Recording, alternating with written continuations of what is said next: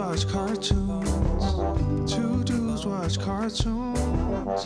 Two dudes watch cartoons. Two dudes watch cartoons. Yeah. Welcome back to Two Dudes Watch Cartoons, the podcast where two dudes, that is us, watch cartoons. My name is Evan. And my name is Alex. I like that. The podcast. The podcast. yeah. The podcast Not to watch any cartoons. podcast. Not just any old podcast. The podcast. Today we're bringing you a fun one. We're doing double duty on superheroes. So sorry to all you normies out there. You know, me and Evan just can't get enough. But today we're covering season 1 and season 2 of My Adventures with Superman. Now, this is it's been out there. It's been 2 years now. They've been making great work.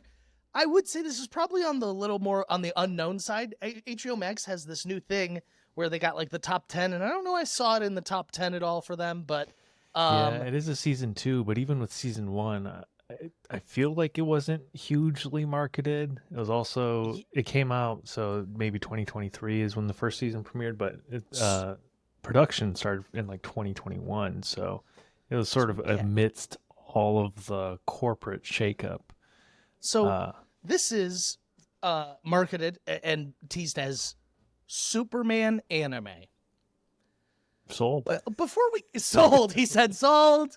Before we get into all of this great show that I really love, that I'm excited to talk about, what do you think of this trend of like these properties that have no relation to anime as a whole being like, we're making an anime? I can list like a bunch off the top. Suicide Squad. We just talked about that one. My Adventures with Superman. There's a Lord of the Rings anime that's coming out. There is a Rick and Morty anime that is dropping soon. What's going on here? Talk me through this. One, it's probably cheaper to produce. They don't have. Oh my God! You just explained it to me in one sentence. Yes. Plus, they're all getting rid of all of their in-house animation everywhere, essentially, right? Cartoon Network is no longer a studio. I think they sort of have the brand. DreamWorks, I mean, different studio, but DreamWorks is no longer doing everything in-house. They're hiring out. And so, outsourcing. That's the bottom line. But outsourcing, it also serves a second purpose of sort of drawing people in, giving people this new reason to watch it, maybe pulling in anime fans that aren't as into superhero comic book stuff. Yeah. I mean, I'm into it. I like it. That's interesting. I think you completely nailed why we're seeing this influx of anime spin-offs, what have you. A big anime watcher. To me, this is like a signal that anime is like finally gone mainstream. You know, we see athletes wearing anime stuff, and it's like a respectable format now. It's no longer fringe. You know what I mean? I am formally requesting today an apology from the hundreds of children that made fun of me for Naruto running on the no more anime. Yeah. No more anime adventures. Yeah. But it is. I feel like Michael B. Jordan in that one interview he had with that lady. She's like, we went to high school together. He's like, I remember you. He's like, I don't like you at all. Yeah. We got that's me right now. All these anime fans coming in. I'm like, I don't like the look of you right now. You were making fun of me when I was a kid.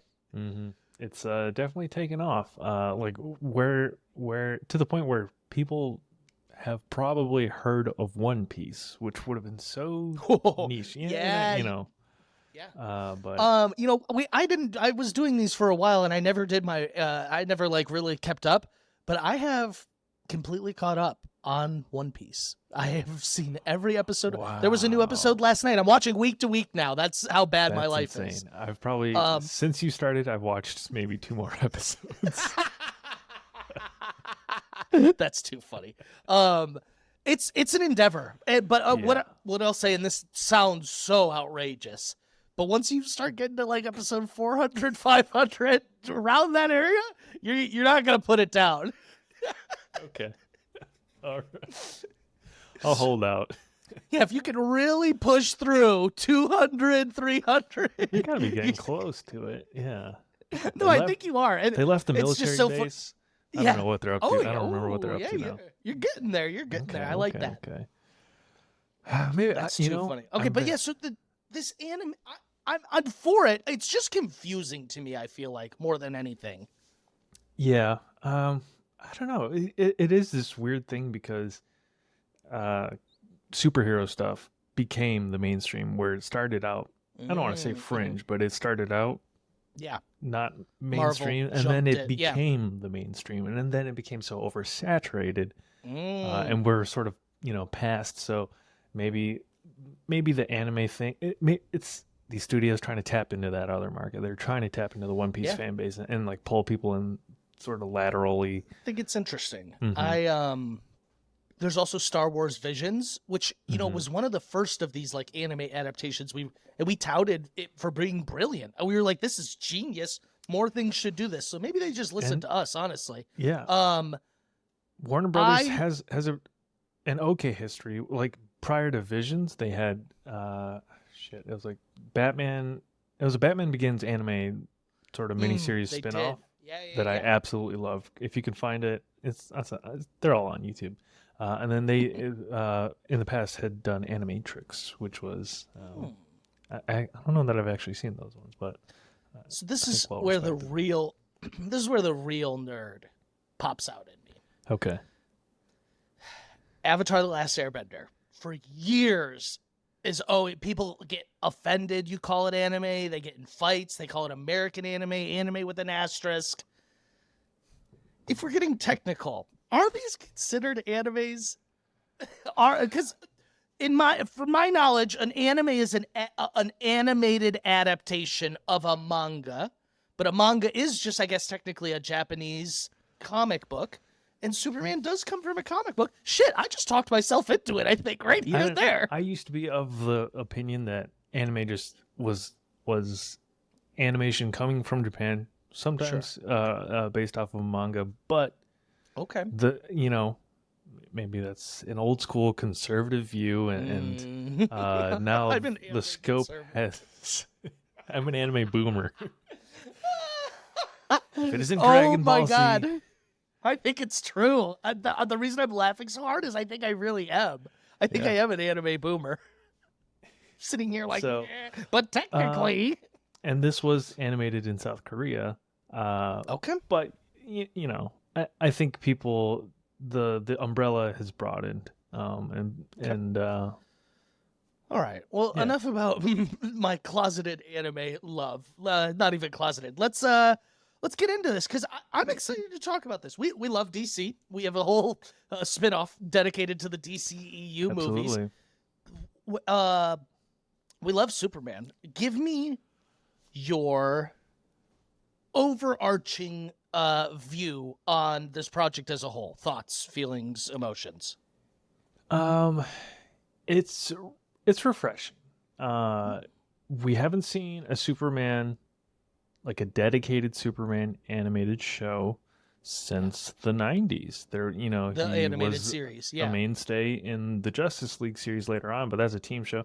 And granted, I haven't gone back to watch it, Superman the animated series, but to my recollection, it doesn't deal a whole lot with Clark Kent, with his mild-mannered alter ego. And this focuses on a young Clark Kent, Superman, just starting out. But it deals with a lot more of those interpersonal relationships, him and Jimmy, him and Lois Lane. I almost get like early Smallville vibes, and I loved early seasons of Smallville. So like this is a good time, and I think it works particularly well in the anime format in that it allows this like levity. It allows this not tongue in cheek, but it isn't taking itself as seriously as maybe some previous iterations or like adaptations in the DC universe have tried to veer. So I think the animation really allows us to play up some of these like maybe bit tired tropes of Superman, if you will. Absolutely. Him catching Lois off a building, him having to balance the work-life balance. I actually think the cartoon format allows us to stay interested in those things. One of my favorite episodes of season 2 was him going to the most eligible bachelor contest. I was like, this is hilarious. Like, Yeah. So I totally agree that this show has, you know, and I'm going to get maybe a little philosophical here. It starts with the name. Wow. It's called My Adventures with Superman, implying that we're not technically following Superman. We're it kind of feels Lois like we're. Lane? I think it's Lois we're following. She's the protagonist. All right. I think Lois is the one we're following, and it's My Adventures with Superman. And I think that because Lois does deal a lot with Clark and a lot with Superman, and so I think we're getting like a nice balance of that. I actually think you said it brilliantly at the beginning. This is so refreshing. This is everything I want, like out of a superhero show. Absolutely. I love every bit of watching this show. I get so much enjoyment from it. It's also just like new. You know, there's it's fresh. There's so there's the like the 90s early aughts DC animation style that is, you know, created from the mind of in the style of Bruce Timm, like with the square jaws and like the, you know, action figure builds, which is I love that style. And then they like throughout the 2000s they had these like darker, grittier, some like direct adaptations of a graphic novel, and we've. But like they adapted almost pretty straight on, whereas like this, we get new takes on the character. We get like a different Superman logo. The costumes are a little bit different. The villains look different. Like the whole entire Rogues Gallery, you almost wouldn't recognize. That's one of the things I love, and it's so fun. It feels new.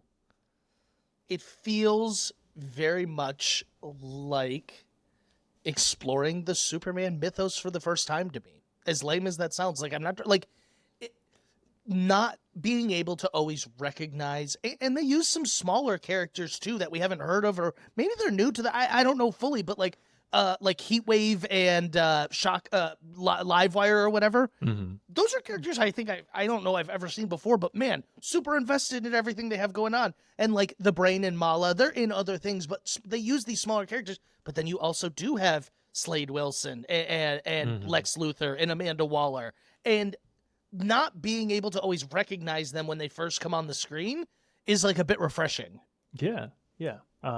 Slade I almost felt like I was dumb for the Alexander Luthor reveal. Did I like miss something? Was I being too much of a stoner? No, I don't remember them like name dropping him, you know, in his first episode. Because he was in, yeah. But that was a good one. The Slade caught me off guard. I was like, who is this fucker? Yeah. Who's this guy? It sounds like Jerry's voice. I haven't looked it up, but I think it's Chris Parnell. Well, we can double check. Okay. I'm calling that before we look. Clark Kent Superman is voiced by Jack McQuaid from The Boys. Did you catch Good for that? him. Good for him. I've been watching a lot of The Boys. Huey's voice is actually like not Huey, Jack McQuaid's voice is actually like pretty recognizable. But and I feel like you said 2021 they were like, yeah, Jack McQuaid to play Superman in anime. I was like, what the fuck? But it works. It works beautifully. And I can't fully you can't think of Jack McQuaid because you don't want to picture Jack McQuaid in like a little bit of a saggy Superman suit, like trying to fly. Like and it's no offense. I really like Jack McQuaid. This is no offense to Jack McQuaid. He does not look like someone that would play Superman, but something about this version of Superman, he's perfect. He plays up the mild-mannered, or he embodies the mild-mannered very well because that's sort of him. You know, he's tall, lanky, like Huey in The Boys, and that's where Clark Kent is at in this show. I guess before we go any deeper, like where do you fall on Superman the character? Because he's the original superhero. 1938, Jerry Siegel, Joe Shuster create this character. and it blossoms into DC Comics and this entire genre. Is the first superhero. Yes. Superman, I think, gets a bad rep in the sense that anything that's popular ends up getting a bad rep. Yeah. You get what I mean? And so I think that, and this is, whenever I say this to people, it always sounds like I'm hating, and I'm not. I feel like you appreciate Superman more than I do, but your appreciation for him makes me appreciate him more. Does that make sense? Like, I'm always like a Batman stan, sure. but then we watch My Adventures with Superman, and I'm like, this is the essence of being a superhero. Like, and he can fill your body with just like such like pure optimism, like high octane hope. Yeah. And you know what? I think why it comes through in this show is because those ideals seem, Superman is the big blue Boy Scout, right? He's like, people would go as far as saying the character is boring because he has essentially no weaknesses. And nothing interesting going on in his life. How do you write a character who has no weaknesses? And sorry to cut you off, but I think this is why we see so much of the dark Superman trope right now. Homelander, Omni-Man, is they were like, this is, but and we've swung so far that way. You know what I mean? We've swung so far that way that when you see this, back to my favorite episode of so it was a 2-episode stretch. It was the Superman Problem convention where they get Jimmy Olsen on stage, and that was classic. I love this show. I love it. To me, it has an amazing balance of superhero, like a cartoon of the week, with an overarching story that is very connective, and like from the beginning of the season to the end of the season, Clark has grown and like learned things, and I love it. But there is that villain of a week feel to it sometimes, which I love too. So the 1-2 punch of like I don't even remember what I was saying now. I've lost my how did we start here? I'm so sorry. Writing a boring character, like Superman being the boring character. So the Earth problem is Lex Luthor, the Superman problem, and they're protecting Earth. And here's the thing: is we can sit here and be like, this is what makes Superman so interesting. Is as humans, we sit here and we're like, damn, you know what? If there was someone who had godlike powers here, people wouldn't be chill with it. They really wouldn't be. And so I think this show does a great job of showing how Superman falls out of grace in the public's eye, because but there's this whole rambling thing I've been doing is to set up this moment right here. Okay. Is every time Lex Luthor or Amanda Waller is like, yeah, but who's going to stop Superman if he decides that the other side is right and we're not right? And I always go, but he wouldn't do that. Like, in my head, I go, I know, like, how does Jimmy Olsen just be like, he would never do that? You know what? And it's like, that's Superman right there in that moment is like, yeah, I understand that worry, but you don't need to be scared. He would never do that. Yeah. And back to him being a character from the 30s. Maybe those ideals feel dated, but you know where they don't? Where that sort of idealism is the core and thrives? Anime. Shonen, dude. Anime. Oh, dude, that is so true. At the end of season 2, when he's given Kara the spiel on friendship, being together, I was like, they hold hands and do a bunch of. Like, when they held hands, I go, man, if they weren't cousins, they'd have great chemistry. I don't know why that was my first thought. It was the perfect union of East meets West. Like, dude, it was so good. And he was an anime, very well known, and I make fun of it, but it is like one of the more powerful storytelling techniques. The power of friendship, power of love, unbridled optimism, high octane hope right into my veins. Yeah. No, I think that if you had asked me 4 years ago when we started this podcast, I could have fallen in the Superman is boring camp. But I think just our conversations about him, watching Man of Steel, I even got a little Superman Lego guy now. I love Superman now. And I don't think 4 years ago I had the same reverence for him. Yeah. Yeah. I've always been a stan. And granted, I loved Henry Cavill in the role. Maybe Zack Snyder's movies he wasn't handled the best. Retrospectively, I still enjoy those movies. It's an adaptation. I feel like what we're always missing here is, like, let people try something different every once in a while. What I don't understand often with what DC does is like, okay, we haven't had a Superman animated show since the 90s, essentially. Mm-hmm. And they always do this stuff where there's like, oh, you can't use this character on TV, or like, oh, this movie's in the pipeline, so you can't. Yeah, so you can't use do Batman. X, Y, and Z.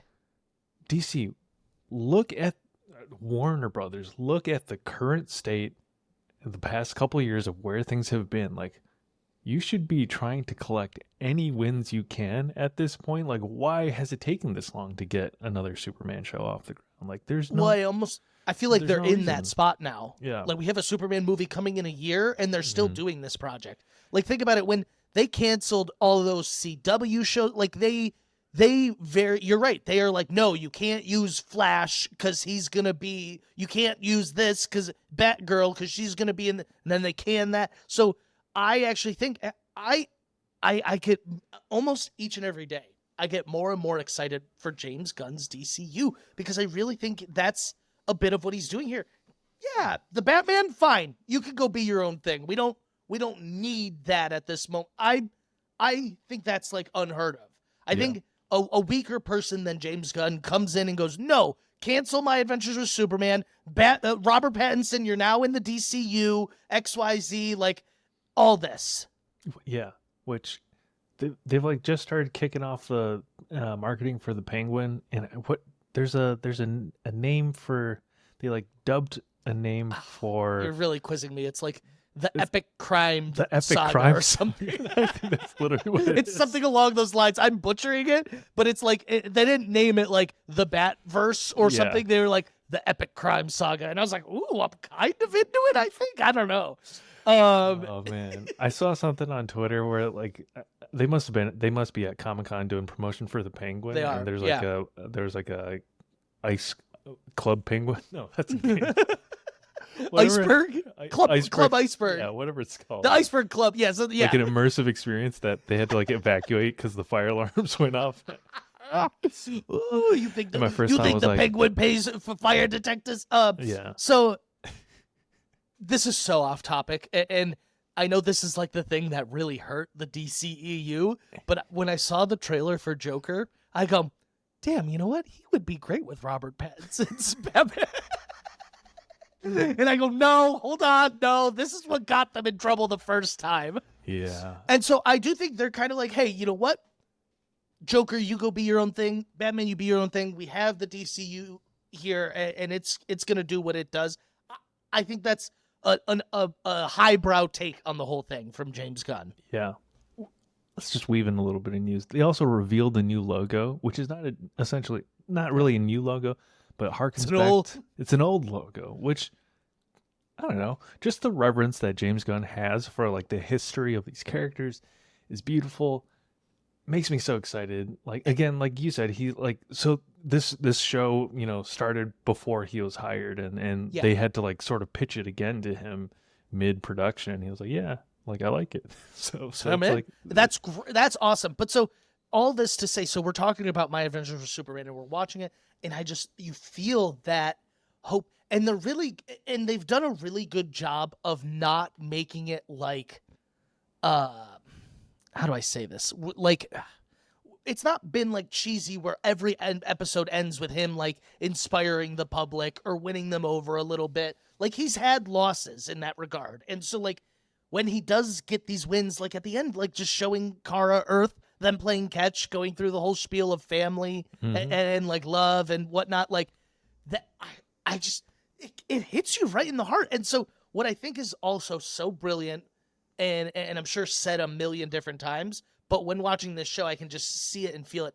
It's so smart for James Gunn to be like, I'm starting with a Superman movie. Why wouldn't you? Why wouldn't you? Why did Where they else never do you make start? Man of Steel 2? What? Yeah. Why did? Yes. No, that's part of it, though. It's like they made that movie not with the intention of starting the whole universe. So I do think that's part of it. Is they didn't have that intention just yet, but they never went back and revisited that story. Like Batman versus Superman in retro. I hate it because I love that movie. Batman and Superman should have been Man of Steel 2, and Ben Affleck and Wonder Woman make an appearance for their first time. Yes. But, I mean, even going further back than that, why did it take from Christopher Reeves to 30, 40 years later? 30 years, I guess. In 2009 is Brandon Roth. Why did it take that long? Why did they can George Miller's Justice League? I would love to see that. Adam Brody as the Flash. I forget who else was casted. That is crazy to think about.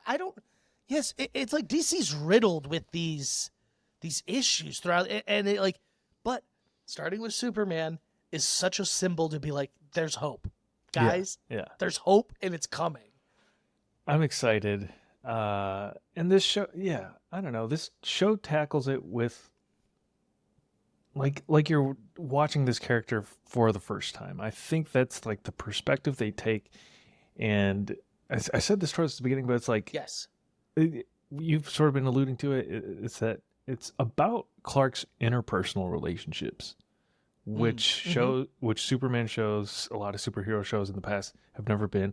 And I feel like, especially DC animated, like shows, what's the one? Not Young Justice. It's just like don't when you they dare just dig into shipping stuff. Don't Evan Leon, I am going to punch you through this computer. How many relationships? Justice is so how good. many relationships are in that show? It doesn't matter. It matters. Doesn't matter. The limit does not exist. But it's like it's not well thought out. You know what I mean? Like, and this disagree fully. Young Justice, I will stand on. I'm gonna sit you down and peel your eyes for 4 seasons if I have to. Look, so what I think you're getting at. I'm sorry. I unbridled rage going through my body right now. Okay. What I think you're really nailing and is a really, really, once again, just high view look at Superman as a whole is it's not his super strength, his laser beams, his speed that makes him a hero. It's that human side of him. And this show is fully exploring every aspect of him. No, we didn't grow up with him in Smallville, but I feel like we did at this point. Like, I feel like we have seen him grow up in those eyes. And it's just, there's that sense of, he's an alien from another planet, but this could be anyone. Any good-blooded American person who, with the right mindset and right ideals, could be Superman. You know what I mean? Just, you have to, it's, like I said, it's not about the strength, the heat vision. It's about doing good. Yes. And I will liken it to a Marvel character where this is always executed well in that it's almost like a Spider-Man show. Yeah. It's about him failing and like juggling a secret identity. And that stuff is fun, and it always gets forgotten because eventually, inevitably, everything has to go into space. Everything has to go towards apocalypse. Like, I said this about Marvel when we covered Guardians of the Galaxy 3. They really lost the plot. Everything has to be the world is ending now. And think about it. Even in this show, they do get to those things, but not everything he's doing is the world is ending. And I think that's so nice. It's sometimes my relationship with Lois is ending, or it's like sometimes Jimmy's in trouble. And like, I do think and this would be maybe one knock, the show does turn into a little bit of damsel in distress a lot. I actually think season 2 really kind of twisted that whole thing. And so I take back my gripe. Yeah. What? Yeah, I was going to say they ended up rescuing him. So let's talk about the specifics of season 2. I really think there's 2 halves. There's the first half and the second half. The first, I know, I'm so annoyed that I had to say that. Yeah. The first half, though, is really that feel of sort of like an adventure of the week to me.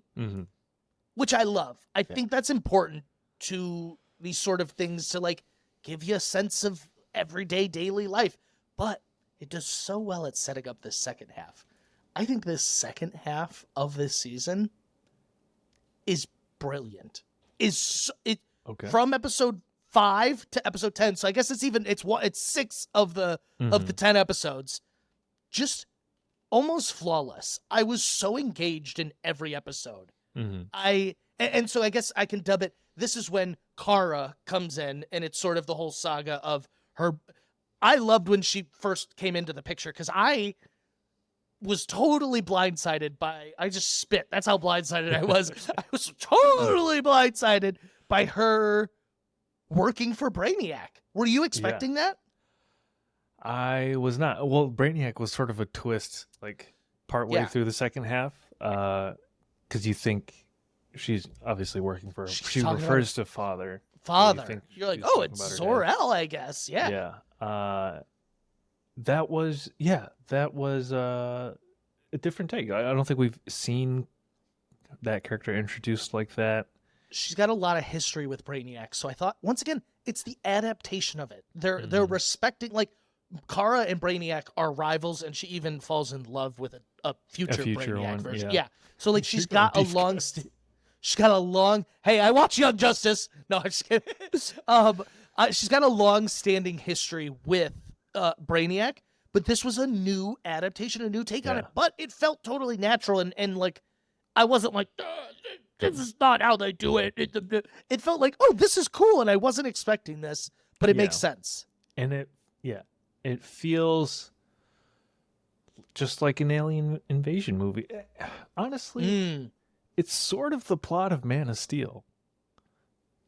A little. It is a little. Cause they're like, more Supermen are coming to the Earth, but it's really just Kara and the Brainiac. Yeah. But I think Brainiac, a hot take. Okay. I think Brainiac is the perfect villain for Superman. Yes, I agree. Why did we have to... I know Lex Luthor is his foil, is his Joker. I actually think you could make a great argument for Brainiac being his Joker. I don't know about the Joker comparison, but a much more compelling villain than Lex. I don't get the hype with Lex. So I'll explain it to you. Let's talk about Brainiac, and then I'll just say the hype with Lex is that Superman literally could just take care of it in an instant, but he can't. He can't do that, and that's where the interest of him and Lex's rivalry comes. Is how many times do you think he literally just wants to burn a hole right through his head, and he just can't because he's the big blue Boy Scout? Yeah, I just feel like Lex has not been interesting in anything outside of Michael Rosenbaum's performance in Smallville. That's interesting. You think, okay, what sold you about it in Smallville? What do you think makes Lex Luthor a compelling villain for Superman? It's that they start out as like comrades, brothers, like almost they're best friends, and it's like as one develops, one sort of falls down this darker and darker path. Okay. And Michael Rosenbaum, and we haven't seen a take like that. Yeah, and we haven't seen a take like that in a while. I feel like everything else is just like he's the genius. He's like the billionaire genius, and is almost like a Tony Stark like. Not that it's because a lot of those portrayals. I like when Lex goes political. Those are always my favorite stories when Lex is like a politician changing the world that way. Yeah. So I get what you're saying. I'm not crazy about the billionaire tech bro Lex. I actually really like when he's like the president of the United States. That shit's interesting to me. Yeah. But I agree. Brainiac that would have been a great... punch an AI code. Exactly. Like, that would have been a great step up to Apocalypse. Like, you don't have to jump right there. Man of Steel 2 is a fighting Brainiac. Like, it keeps a through line of, like, it's a Krypton level threat. Like, but so... it gets into oh my God, it's so good because Brainiac is like, I'm going to find your weakness. I'm going to figure out what makes you, and he's like, it's your love for these humans. It's your desire to protect. And Superman's like, no, that's what fucking makes me strong, dog. No! I love it. It's so good because like I said, Superman's strength is his human side. Uh-huh. And Brainiac is all about not being human. He's a literal robot. It's like I said, it is beat for beat. I think it is Superman's best comparison for a villain. And like I said, you can't just like punch an AI code. It's an endless. It's kind of like the Ultron, where it's like, oh my God, how do we defeat something in the cloud? Yeah. I don't have a car at the moment, so I'm getting a lot of things delivered to my house. Marty has made it so easy because not only are they fast and efficient, but they're the cheapest option out there by far. I get these matcha lattes that retail for like $45 for a 12-pack. And I've never bought it full price. I get it on Marty for $15. Marty's woman-owned, sustainable, socially conscious, and eco-friendly. What they do is they buy up surplus inventory from the top brands that you love, and they sell it to you at a lower price, so you save food waste and you save money. That was my first question, was how do they get these things so cheap? But they have a model, and it's passing savings on to you. They got hundreds of items, fast shipping, no subscriptions needed, and you can save on all the great food that you love. We do have a discount code when you go to marty.com/2dudeswatchcartoons, all one word. TWO, Dudes Watch TWO, 2 Dudes Watch Cartoons, all one word. You can save $5 off your order. Go to marty.com/2dudeswatchcartoons at our link in bio, or just plug in the promo code 2dudeswatchcartoons. That's TWO, Dudes Watch Cartoons. Thanks for supporting the pod. Go get yourself some delicious snacks. Alex, go figure out the car situation. I don't know what's going on. I don't need to with Marty. Back to the episode. Two dudes watch cartoons. So, in this sort of new animation style, there are some of his powers look pretty sweet.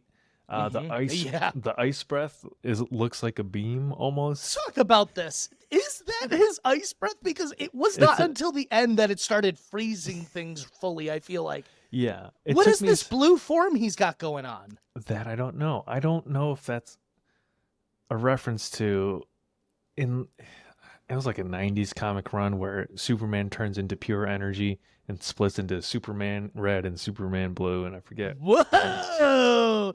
Kara kind of had that Superman red chick going on, so maybe okay. I don't know. In season 1, I feel like I didn't question it. I was almost just like, oh, that's cool. Like, that's what he does. But I do feel like they made a point this time, like, oh, there's something different about this. You know what I mean? Yeah. So I don't know if I fucking love this shit. Yeah. This is I thought the animation, like we smoothed over it. For an animation podcast, I'm so bad about commenting on the actual animation. I'm so sorry. The animation in this is beautiful. Yeah. It's smooth. It's crisp. I love all the characters. I'm going to have a hard time not associating this as Lois for a minute. I'll be honest. And I love Rachel Brosnahan. So yeah. I just like, Lois is like perfect to me. And I think what really helps here is not necessarily that we're getting a younger Superman. I think it really helps that we're getting a younger Lois at the beginning of her career. I feel like every time we see Lois, she's always a hotshot reporter. I really like seeing the grind. The Tobey Maguire, get me pictures of Spider-Man. I kind of there's so much I love about this show. I think she's much more fleshed out in this show because it is, from her perspective. But usually we just get the, hey, Smallville, or like more, but more sultry, Yeah. Like that's the extent of what we get from Did you like Amy Adams as Lois? Did not. And I love I love Amy Adams is I think my issue. Amy Adams. When she burst onto the scene with Enchanted, that was the top played soundtrack in my iTunes for so long. And I didn't know this about you. I swear to God. I believe you. And I was honestly, from probably watching Man of Steel, super disappointed. There's nothing wrong. I think maybe it's just their chemistry doesn't really ever take off or click. That's fair. And the dialogue's horrible. Zack Snyder also to me is not awesome with the romance stuff. No. I think that's not his jam. He can't slow-mo a kiss scene. They say it's all downhill from the first kiss. I think that Literally. only applies for humans. That's the word. Okay. That's so bad. Yeah, standing at ground zero, like. Yeah. It's also just like Clark would never say that because while he is alien, he considers he is an Earthling. Yeah. Oh man, when Lex Luthor turns to Jimmy, Jimmy goes, "Are you saying Earth is only for Earthlings?"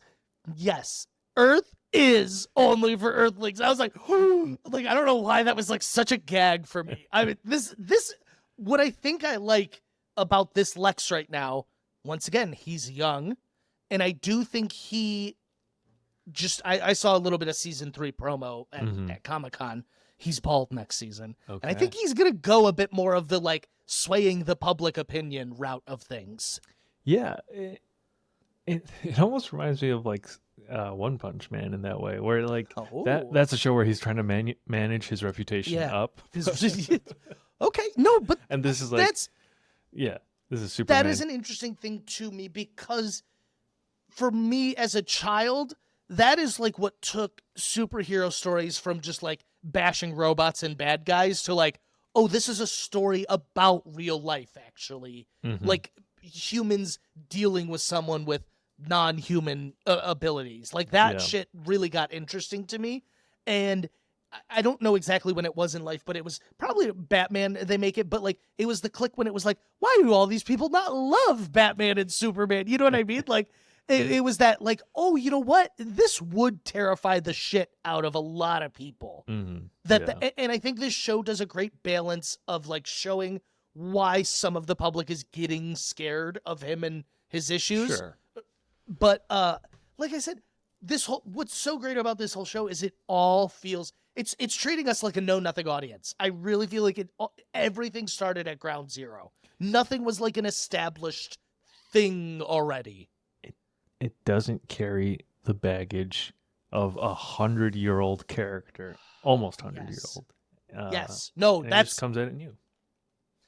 That you've nailed it. It doesn't come in with all the baggage.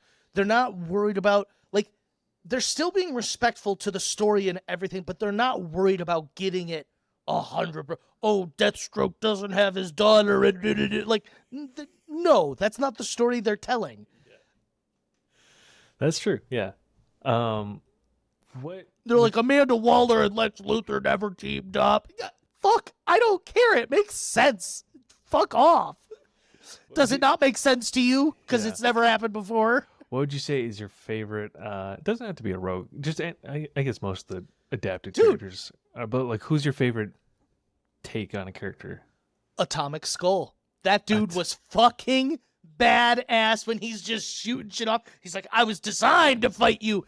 I really like this sort of like early stages of Amanda Waller. Like, you know, every time we see Amanda Waller, she's putting together Task Force X. This is, once again, her at square one, figuring it all out. This is like her first attempts of dealing with this all. And so I just, something about those green flames in his head. I was like, is this Dr. Phosphorus from Creature Command? And I was like, no, the subtitle says Atomic Skull. I was like, that's crazy. Or Blight from Batman Beyond. Yes. What about you? Who's your favorite rogue in the show? I think Slade Wilson. He's a great one. Yeah. It caught me so off guard because he's we didn't know it was him at first.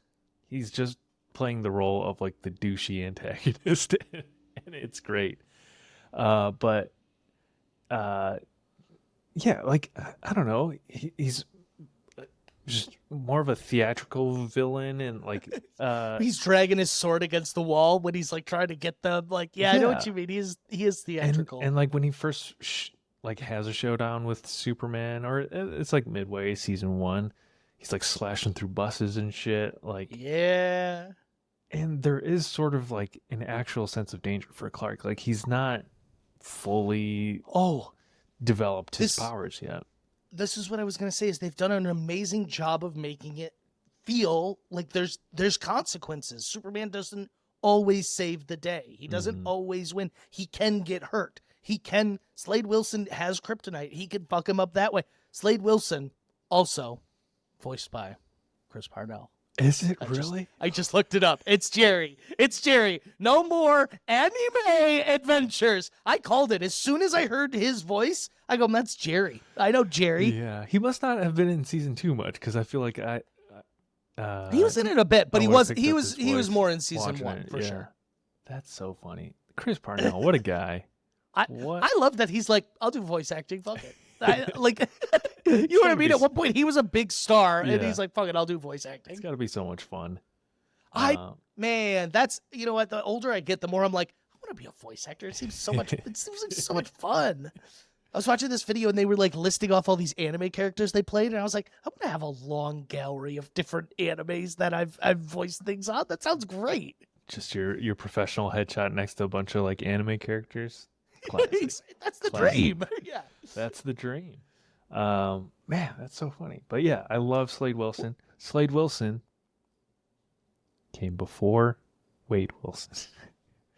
Yeah, he did. Wade Wilson is Deadpool is a knockoff. Not a knockoff. parody. It's an ad. That's this is the problem. I mean, It's a cut and paste. he's a copy paste. There's so many of these characters between the two, and they go both ways where they've copied each other on things. I do think Marvel's a little more guilty of it over the years, but that being said, Wade Wilson is just a copy of Slade Wilson. Also, this is your pitch. Go see Deadpool and Wolverine, highest grossing R-rated movie opening weekend of all time. Yeah, that's No thanks to I Evan won't Lee, be and he getting didn't even around contribute. till next weekend. Unfortunately, I will not be able to. You're gonna see a spoiler, you son of a I've bitch. seen these. I think I've seen the spoiler that we would be primarily. You can concerned text me about. after. We Yeah. don't need to talk about it. I saw it. I loved it. I can't wait personally. Even I've Yeah. seen that it's getting mixed reviews, and I'm okay. I'm gonna take it for whatever it is. I'll have Take fun. it as it is. Yeah. So, you know what? You said it, and this is another thing. This show is just fun. Kara trying ice cream for the first time. Yeah, That was fun. Yeah. You know what I mean? There was part of me that was going to be like, is the ice cream Superman flavored? Like, I don't know if that's just a Michigan thing, but like Is it? we have a Oh. flavor of ice cream. I've never seen it. I don't think I've ever seen it like outside Guernsey's, if I'm being honest, in Novi. But yeah, I don't even know what it is. Is it like cotton candy? It's blue and it's Yeah. called I don't Superman know. flavor. I don't think I've ever it's liked an it, ice so I cream. haven't eaten it much. I used to be into it, but you're right. I Okay. haven't had it in years. Yeah. So Kara is sort of the Let's talk about- overarching. That's like the Story. for season 2. Her and Brainiac. She's like an emissary for Brainiac almost. His ward. Yeah. She goes out and fucks up all these worlds and doesn't realize. The one thing I did miss is I wish we had seen Brainiac. I think he's probably got small, tiny things of all these civilizations like he does in the comics. And we never, they didn't get into that. So maybe they're not doing that, which is fine. Yeah. But I really thought they were going to be like, oh, here's tiny Krypton. It's probably a little too much like exposition for them to do for like not that great of a payoff. And you know what? We didn't even actually see Brainiac, like the normal Brainiac we see, the green body with the 3 dots. It's Like different. it's a robot. He pitches himself. He's like, I'm a code of AI that the Kryptonians made. Yeah. I also really love that. I think that's a bit of a retcon that happened years ago, but the fact that Brainiac was like made on Krypton, it's part of why he's so obsessed with everything Kryptonian. Okay. Yeah. I don't know. I'm trying to think. What did he you start think out? of Kara's? Oh, go ahead. I think did Brainiac just started out as like a collector of worlds or something? That's what I think he wanna was. say, Yeah, but which, you know what? whatever. Honestly, if I was an alien with that sort of power, maybe that sounds like a good collection. Like, you know what I mean? Like, shit. Not to be crass, but like that's cool. I would want to see your world collection. You know what I mean? It's Like, like take me through collecting quarters from different states. It's exactly like that. Exactly What like were you that. gonna say about Kara? What did you think of? Were you expecting Kara to be a baddie when she showed up? Yeah. No, Like, excuse me, a villain. I was like, why is he laughing? no, I wasn't. That was So you did take my question. Okay, sorry. like, oh, this is unlocking something. It's like, why do we always end up talking about the no? No, that was a fun twist. I I feel like there's like comic stories where she's been like recruited by Apocalypse and introduced that way. Mm-hmm. Yeah, I don't know. It's fun. It's fun seeing her play the alien. Essentially, she's like eating Yeah. ice cream for the first time. There's like fun comical moments in it, and then you get sort of Kara and Jimmy. Their little flirtationship is fun. Oh, is it for you? I was going to ask you. I know you hate too many ships. Are you going to hate our 4 main characters all dating each other? Does that come from? I don't know if that's in the comics or at all, but in the Supergirl show, the CW Supergirl show, wasn't Jimmy buff and hot? Oh, I admittedly that's probably the least of the CW shows that I watch. Well, maybe Legends of Tomorrow actually. But It was a bitch. that one was. They literally like, come on, one and all, we're putting you all Come in a on, Victor spaceship Garber together. and the guy from Prison Break. And both guys from Prison Break, actually. It was both guys. That was not a great show. The premise was interesting, but they literally were like, we're taking all the extras from the CW verse and putting them in a spaceship together. Yeah. Oh my god. But yeah, I do think you're right. I don't know if Jimmy and Kara have ever gotten together before, but I love it. Yeah, I'm all for it. Yeah. What did you think of her being a villain? I thought it was great because it took me way too long to realize. Like, even when she was being a bit of a dick, like, I can't breathe. She's like, got you, dummy. And like, I was like, oh, this is an interesting take on Kara. I never was like, oh, she's the bad guy. Like, even though she kidnapped him, I was like, it's going to be a misunderstanding. Her uncle, like his uncle's going to whatever. I thought it was interesting her dad was alive. I was like, this is interesting. I just didn't put together that it was going to be Brainiac quick enough. So I was into it. It caught me off guard. It was good. And I think once again, it all comes back to it's going to fucking, what better way to illustrate the power of love and family and friendship than winning over someone who's never truly experienced it before. Yeah. It's textbook anime stuff, man. It's so good. Oh, I'm not kidding. 5 through 10, I started and I watched most of the episodes today. I'm gonna be honest, but like I was gonna break them up, and I ended up like throwing my schedule completely out the thing. I was like, I gotta keep going. It's a fun watch, especially the last couple episodes. Yeah. What did you think of Sukuna Superman? Wait, what is Sukuna Superman? Sukuna, Jujutsu Kaisen. Oh yeah. Oh, I'm sorry. Yes. I don't watch. I know what it is. I don't Okay. watch Jujutsu Kaisen, but I know what you're referring to. You gotta get into it. I know. I've heard. What was so great about that? And don't ask me why. Like, why didn't he have any shoes? And I was like, oh, okay, wait. They fly. They don't need shoes. But then Kara had shoes in the same outfit. I go, why does he have any shoes on? There's some things you just gotta chalk up to like it's anime. Like, I think in season 1, his mom makes his suit for him, right? Like she sews it together. Yeah, that's great. Maybe it's from fabric from his ship or something. But then, how's he able to do like the magical girl transformations with it? The Sailor Moon transformation. What? I don't know. It's Kryptonian. And then it evolves. That was pretty sweet. His suit evolves at the end of season 2. Yeah, the suit evolving. And I really like at the very end when Kara gets the Superman suit. Mm-hmm. I actually got the loved scarf. hers. It's got the scarf. That shit was tight to me. I go, ooh, that's clean. And once again, just fresh. And you know me, proud feminist. She wasn't in that stupid skirt they always throw her in that is just not viable for crime fighting in any way, shape, or form. They literally Not throw stupid, her in a... it's classic. God, they throw her in like a crop top and the tiniest skirt. And Not they're like, my yeah, she's going to Supergirl. go fight Apocalypse. Yeah, it's not the Wear most what practical. makes you comfy. Mm-hmm. No, but I thought both suits. Yeah, I love both the suits. I literally, when Kara went into hers, I literally was like, this is sick. And then he comes out in that new one. I was like, this is sick too. Let's take this opportunity to take a quick detour because we're not going to get a chance to talk about this for a long time. Okay, what? What'd you think of Sasha Calais as Supergirl in The Flash? Great point. Once again, an adaptation. A totally different Kara than we've ever seen.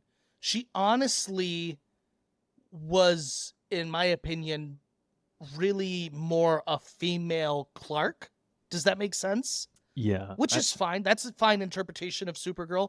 I don't know why, but like the blonde hair Supergirl is what I picture.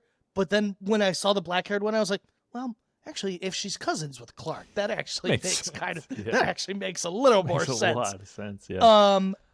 I thought she did really well. Yeah. I think she was one of the highlights of that movie. And we could no reason to get into the merits of the movie itself. But she was one of the things. I would love to see her, really good. We're not going to get the chance to, but we're not going to. But I think she would have been a great mainstay Supergirl. I think what they did was they plugged Supergirl in as a stand-in for like the Flashpoint comic book storyline where it's the imprisoned Clark Kent. Who never sees the light of day, so he's like malnourished and shit. Yeah, that is what they did.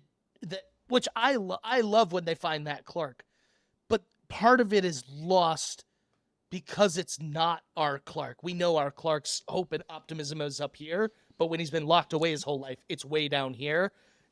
And so I think that's part of it is they're like, well, they're different characters, and that's why I'm saying I do feel like she was actually like more a female Clark than she was a Kara. Because I actually consider Superman and Supergirl two very different characters, actually. They're not just, like, most people would be like, she's the female Superman. Kind of. She's his cousin. She's got her own history, her own story, and with the story they were telling in that Flashpoint series, I do feel she was actually... Which is fine. It just wasn't... I think if you frame it that way, maybe some people will feel better about the whole appearance. Because I do think some people were upset with it, and I was like, she was kind of sick. Her anger was like... Yeah, I liked it. No, I think that was just closeted racism. And not so closeted coming from... just toxic fandom. God, it's so annoying. Pretty typical of DC fandom. Well established. It's so annoying that like people can't understand what an adaptation literally means. I think we really got into this with the Avatar one. Where like it's not. It literally by definition cannot be a shot-by-shot remake. Like that's not what this is. Okay, I need to air this out because this grinds my gears so much.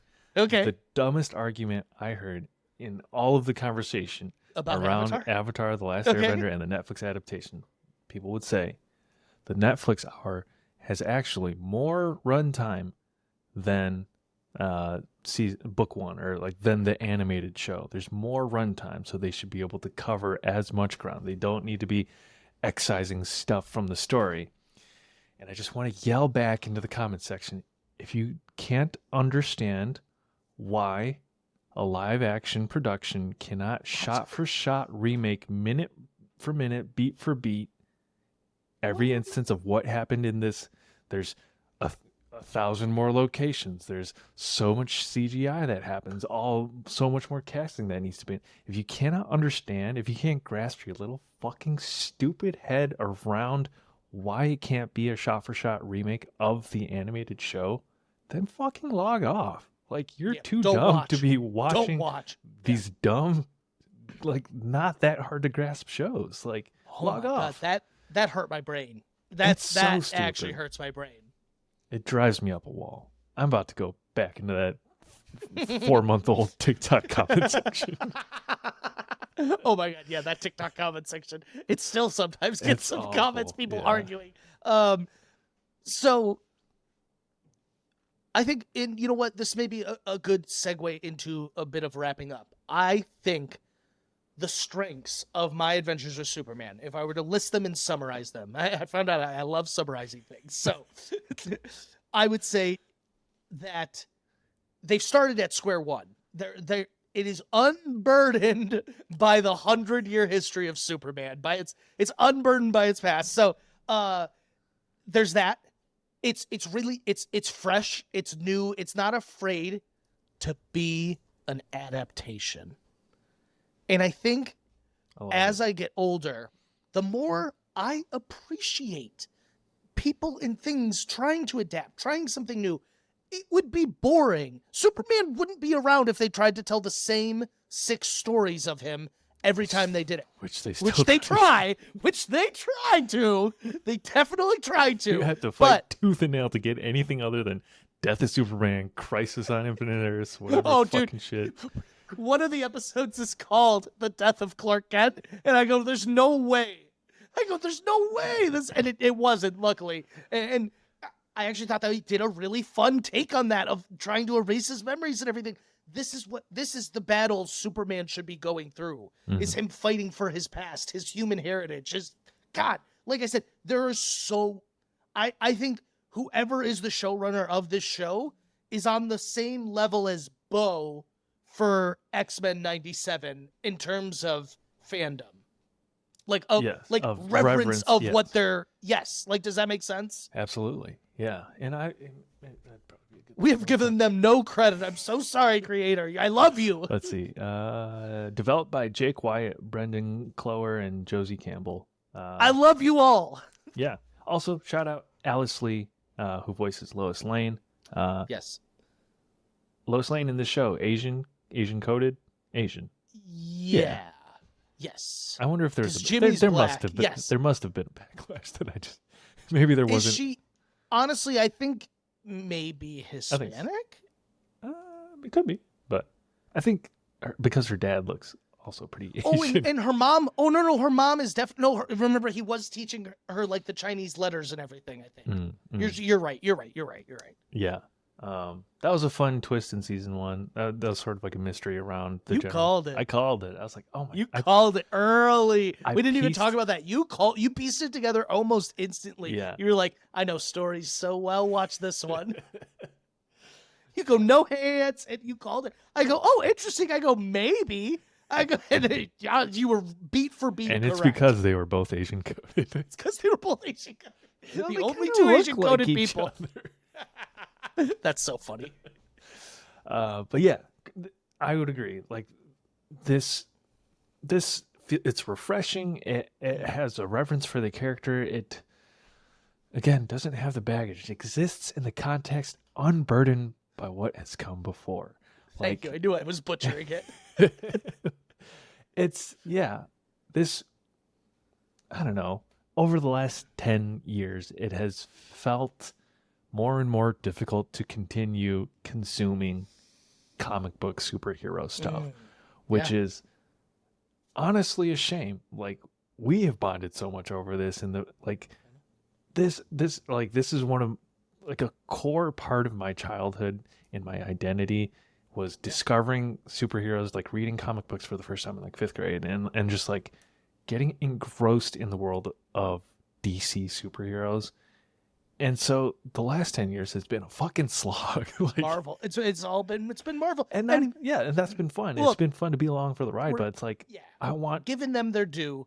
But as lifelong DC fans, it's been hard. It's been a hard road. It's been a hard road, baby. But we're here.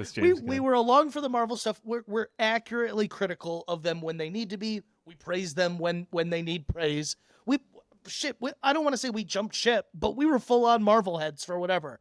I think post Endgame though, there's been a couple of really good projects they've done, but they've also had some real stinkers. And it just, one of the best ones they had was James Gunn led. And I think it's just such a sign that James Gunn, I think, and I'm just repeating things from the Guardians of the Galaxy one now, but so, and I can relate it to My Adventure with Superman, is it's not just, oh, Superman needs to save the world, and here's how he's going to do it. And that's what so many of these Marvel movies have turned into, is how am I going to stop the bad guy? How am I going to stop the world from blowing up? How am I going to stop the giant hand from erupting from the sea and destroying Earth?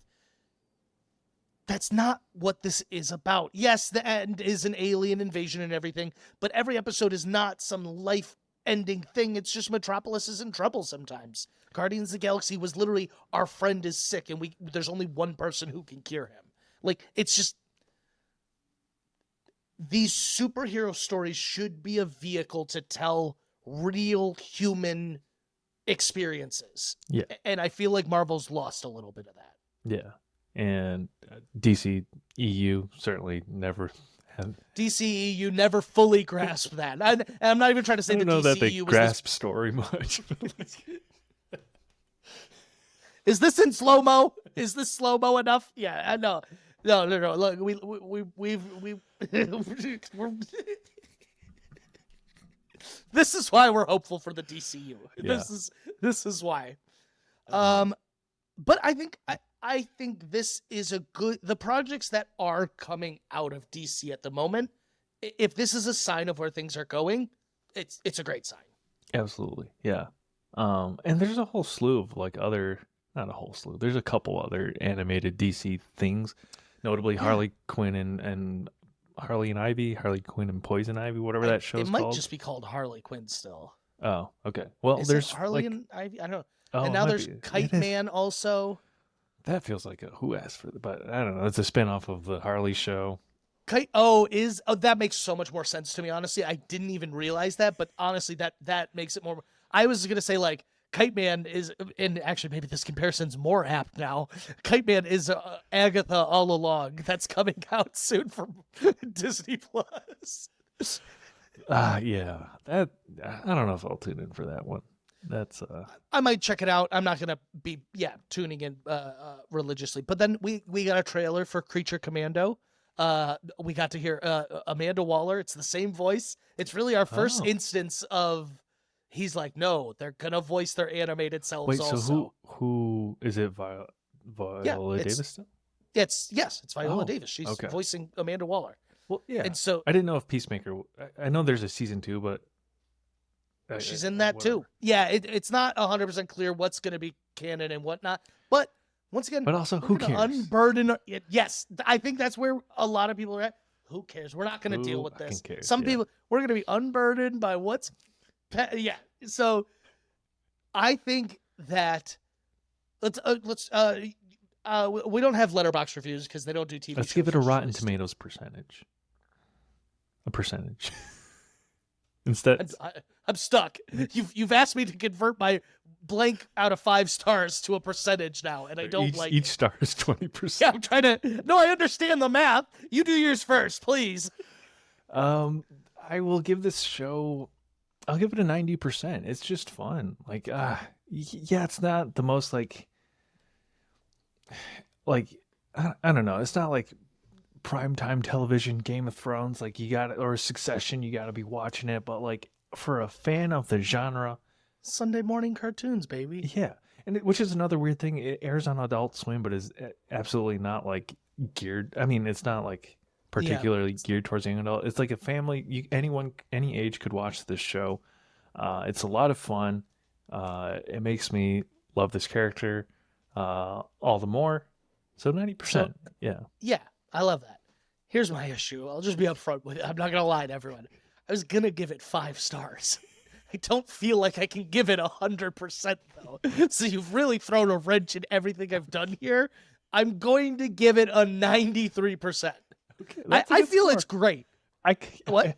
It hadn't occurred to me that I could also like give it an integer like that. Just you've thrown me for such a loop here. I'm going 93%. Yeah. I think this is everything I want out of an animated superhero anime, regular animation, not regular animation, you know what I mean. Mm-hmm. But like out of we often pitch these sort of out of reality worlds should be animated. This is a great case for like these things are best served in an animated property.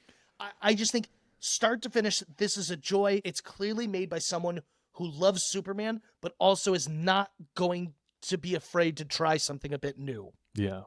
And that's all you can ask for. Yeah. The Brain and Mala being lovers, like that was great. Yeah. Oh, that was so fun. Brilliant. because that episode when they're introduced, I watched that like right after I had finished watching season 5 of Teen Titans. I was like, oh, that's who those two are. I was like, Oh, that's so fun. Like, what is? yeah. What an interesting. We need to come. dynamic. Now we're on this superhero kick, but we need to in the next couple months do Teen Titans. I think. Absolutely. I think it's time. Yeah. Yeah. And apologies if this isn't your cup of tea. Thanks but for sticking with us. We know we're love gonna keep it superhero rolling. stuff. Next episode. What's next? Oh, it's Batman next. It's DC You can't summer, get baby. away. You can't get away. You just can't. Yeah, thank you for sticking with us. We know this is not normally what we I mean, we do cover it, but we know this is not a strictly a superhero podcast. We just fucking love them. All right, you have news. Let's cover some news here. Yeah, there's big news we got to be talking about. Yeah, do you want to do it? The big news. I got a couple things. Let me go grab a mask and take it off, and we can recreate it. Well, the first, maybe this is and all that jazz. Warner Bros. Discovery is considering splitting in half. The studio would split into two different companies, one for streaming and studio assets, and one for all cable network assets. So, like, maybe like a Warner Bros. And a Discovery. I don't even know what to say. After making a big show of eliminating HBO branding off of it, taking HBO branding now you want to everything, essentially go back. Now they start throwing HBO originals on everything because people weren't watching the shows that weren't. It's just people are like, "What's a Max original?" I don't care about that. Once again. I mean, all right. Answer me this: is HBO Max dropping the HBO better or worse than Twitter becoming X? Which one's worse of the two? Probably HBO. I think. Oh, okay. Yeah, I think you're probably right. That's in the sense that HBO probably had like the higher, more premium if value. That makes sense. Yes, Twitter's like more Twitter's not like. Yeah, Twitter is like a verb. Like tweet became a verb, a word, an everyday house. But I get what you're saying. Where HBO had like such prestige, why would you ever want to drop that from your name? Yeah, that's a great way to put it. But yeah, it'd be like if you were part of the royal family and you were like, I'm actually gonna drop that last name. Not really into that anymore. This came up a little bit ago, but no. Stop. What? You're skipping the news. There's one bit of news. I know. I was gonna say something else, but if you want to get, okay, we'll end with it. Go ahead. Anyways, X-Men '97 is nominated for an Emmy, Woo! along with a couple of other shows. The Simpsons, Scavenger's Reign, Bob's Burgers, and Blue Eye Samurai. So, well done, Bo DeMeo. Nice. And everyone who worked on that show. Okay, I'll say the news. All right, yeah. Say the news. I want to hear what you have to say. This is wild times we're living in. We spent a whole episode talking about superheroes, and we're not going to talk about this. No, we're going to talk about Robert Downey Jr. has announced he's returning to the MCU to play Dr. Doom. Thoughts? It kind of elicited an eye roll from me. What I've been saying, and I think I don't love it, but I don't hate it right now. Sure. I'm intrigued. Yeah, it's gonna here's my pitch. And the Russo brothers are coming back to direct the next. This is my pitch with it, though. Is we've been so about the multiverse saga. Is this not how you actually tell a compelling multiverse story? One world's greatest hero is a different universe's greatest villain? Wasn't that Doctor Strange Multiverse of Madness? I guess. Kind of. That was Wanda's evil in every universe. Sure. Look, I'm not saying I'm like, all on board with this. I do think the reaction from everyone as a whole is pretty negative on this. Like, it's very much going back to the same well. I think there is a possibility it could be done in a cool and like good way. Yes, I agree. I'm going to watch. It's probably going to be great. It'll probably be a good time. But to me, it's like, oh, the party's over. Like, it is very, it almost feels like satire. This is the nail in the coffin of like, we've run out of ideas. Like, damn. Yeah. Or like, no, that's, the like party's superhero over, movies folks. ought to be on their way out, and this is sort of like we've obviously been seeing that in the last couple of years with We're everything. past modernism here in the superhero It's world. like, yeah, times up. Post-contemporary. Yeah. Okay. It'll be probably okay. great. But like Russo brothers are coming back to direct those movies. Here's my last question about Yeah. it. What did you think of the reveal itself? I don't know. This man just won an Oscar for Oppenheimer. His whole spiel on the fucking press tour was how Christopher Nolan extended him a hand, sent him this life raft to get out of acting obscurity. Like he hasn't been able to do anything since did he do like a Dr. Dolittle movie or some shit after like He did. Yeah. He did. You're right. So he hasn't been able to like. He did Tropic Thunder. How dare you? No, but was that after Iron Man? Yeah, Maybe you're right. Post Endgame, I mean. Yeah. Post Endgame. I see. Post Endgame. I'm sorry. Like he hasn't been able to find his footing in acting work, and Christopher Nolan extends him like his hand is like, hey, I know people can pigeonhole you once you've done one of these things. Let's do this together, and that was in the whole press junket. That was the story. That was the story. And now he's back. Now he had his Oscar bait fucking story, and now that he's got it, he's like, sign that check, Kevin Feige. Here's my two backlashes on it. I'm not disagreeing. So here's my two comments on it. One, it feels a little like when we would go back to the frat house after we had graduated. We're like, I'm back. Like the whole mask off and arms out to the whole thunderous crowd ripping and roaring. How could you blame Robert Downey Jr. for like? A hell of a I drug, want dude. that moment. I want to stand on a stage with my arms extended and millions of nerds everywhere fucking lose their minds. I'm sorry, I can't blame the man at all. I literally can't. And I think it's totally different than him just coming back as Tony. They are like. Now he gets to try to be his hand at the villain. It is something new. So I 100% agree. It is very much an eye roll moment. It is like, why are we going back to this well? Is Marvel dead? But there's a little bit of excitement around. I won't lie. Deadpool just had the highest opening gross of an R-rated movie of all time. So maybe all I'm wrong. time. Deadpool, highest grossing R-rated movie of all time for the opening weekend. So yeah, we'll see. I totally get what you're saying though, but that broke the internet last night. I had people calling me. Did you see this? Or it was too. Yeah, I was like, what the fuck is happening? Real quick, I want to touch on this before I sort of circle back. But Inside Out 2 has become the highest grossing animated film of all time. Bravo, well done.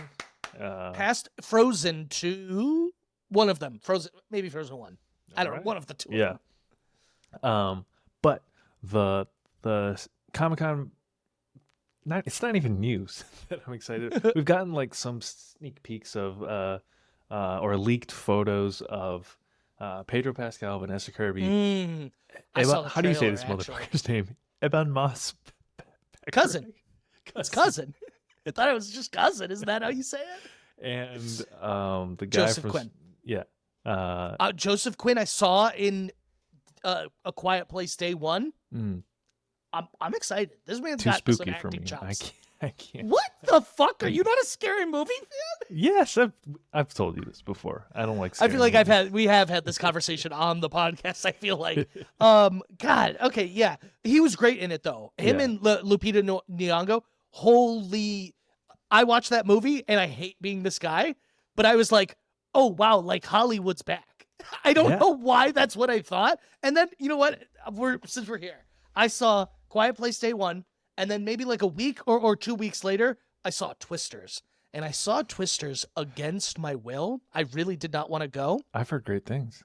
I had an amazing fucking time. I love Twisters. I saw these movies back to back, and I said, Hollywood's back, baby. We got movies again. Like,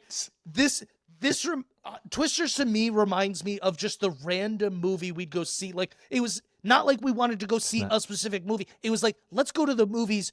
We'll figure out what we'll see when we get there almost. Twisters was so much fun. I can't believe and maybe it's because I went in with such low expectations, but I was, pun intended, blown away. That's on my list to go watch. I don't know that I'll catch it in theaters, but I have recently watched Hitman on Netflix. Another movie we love. Glenn Powell. I get it. The charm?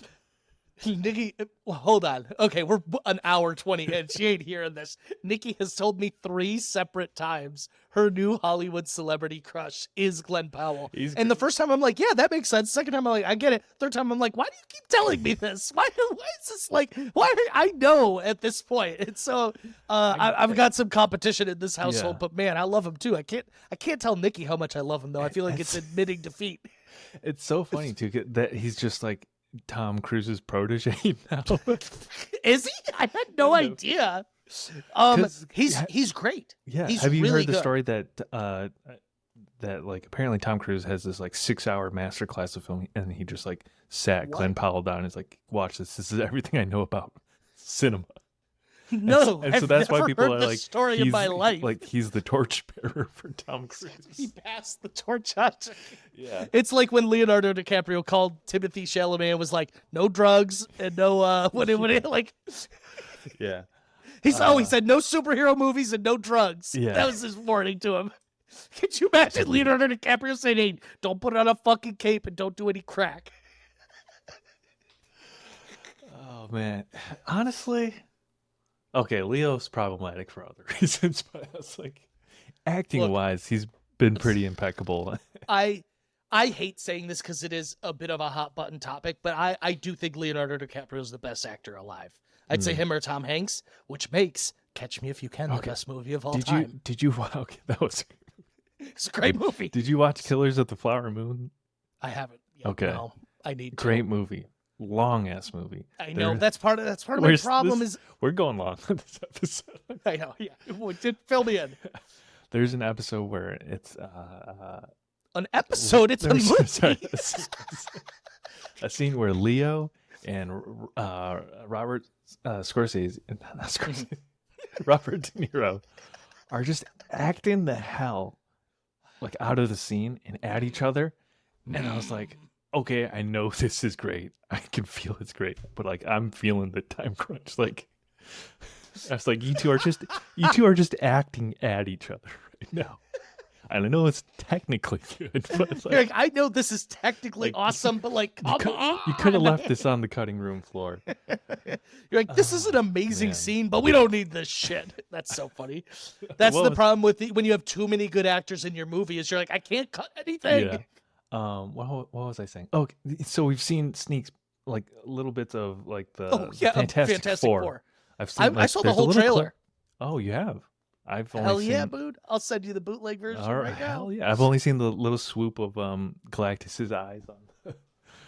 In the trailer, it's actually terrifying the way it like it's the very end beat of it, and it's just him going, and it's like so scary. Well, yeah, send me that. But what I've been loving about what we're getting from the cast of Fantastic Four is Pedro Pascal and Vanessa Kirby. Dude, they're already sending in love. each other fuck me eyes. Dude, I'm sorry. What I am not one to fall for these type of things like Glenn Powell and Sydney Sweeney. That actually should be one I like would love. Like I love both those two. But for some reason, Pedro Pascal and Vanessa, did you see them hold hands on stage? Oh my God, I about passed out. Yeah. So I'm excited for that movie. That was good. Woo, it's getting hot in here now. We got to end this podcast right now. Okay. Yeah. No, I totally agree. I think it looks really good. I'll send you the trailer though. Sweet. Cool. Yeah, this to bring it all back to what we were talking about. Oh, okay. Go ahead. This comes from like a investment deck for IMAX, I think, but there's an upcoming. It's the Hollywood slate for 2026. Avatar: The Seed Bearer is what it's still called. MGM has something called Project Hail Mary. I wonder if that would be like a Bond. I don't know what that is. That's got to be a code name. Super Mario Bros. 2. Nice. Avengers. What would have been the King Dynasty, which is now Doomsday. Something called The Dish. I don't know what the fuck that is. Mandalorian and Grogu. Awful Whoa. name for a movie. Why not just call it The Mandalorian? Toy Story 5, Supergirl, Shrek 5, Moana, The Batman Part 2, and an untitled Dune Denis Villeneuve movie. So Dune 3. Which has got to be Messiah. Dune Messiah. Yeah.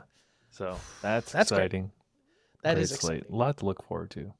What I was going to say is, to bring this all back to our actual topic and news, they did announce at Comic-Con My Adventures with Superman Season 3 should be out next year. We're going to get Superboy. We're going to get Superboy. We get bald Lex Luthor. There's some exciting things on the horizon. With how they handled Kara coming into the family, it made me be like, bring them all in. Bring them. Let's get this family. Like, so seeing Superboy in the promo, I said, yes, perfect. And it's not just going to be our, well, it could, I don't know this for sure, but it probably won't be a Bruce Wayne and Clark Kent clone like Superboy generally is. Lex Luthor clone, you mean? You said Bruce Wayne. Oh, yeah. I think there is a version where it's Bruce and Kent, but maybe I'm wrong. No, you're right. Batman Beyond, where Terry's a Bruce Wayne clone. Terry is. That's fucked up. Spoiler. Spoiler for the very end of that series. We need to cover that too. Yeah. We're only doing superhero. No, I'm just kidding. Okay. Yeah. Either way, I think it's going to be a cool take on it. Like we said, they've been killing the adaptation part, so I'm excited. But yeah, season 3 sometime next year. That's all I got. You got anything? Let's get out of here. We've kept these people long. Yeah. Thanks for listening. Okay. Thank you. Did we talk much about the show? I don't know. Don't know. If you made it this far, thank you so much. You're a real one. We love you. If you enjoyed this episode, go check out our other ones. We have an extensive backlog. You can look at them on Apple, Spotify, and on YouTube. Please follow us at Two Dudes Watch Cartoons on Instagram and TikTok. And wherever you're at, just leave a rate and review. It helps other people find us, and we appreciate it. Yeah. If you want to support this podcast, you can directly support us at the link in our bio. Tip contribution if you would like. You can also use any of our available affiliate codes that you hear our spots in the middle of the episode. You can get little discounts here and there. It's fun, but that it all helps support the podcast. It all helps support the podcast, so we can keep making this groundbreaking, hard hitting, gravitas. This is hard hitting animated. Yeah. The podcast. The podcast where two such good. Anyways, that'll do it for this episode of Two Dudes Watch Cartoons. We'll catch you next time for Batman Caped Crusader, another DC superhero animated show. Thank you. Two dudes watch cartoons. It's Batman and Superman villains, Superman, then Batman. That's the 3 episodes in a row, dude.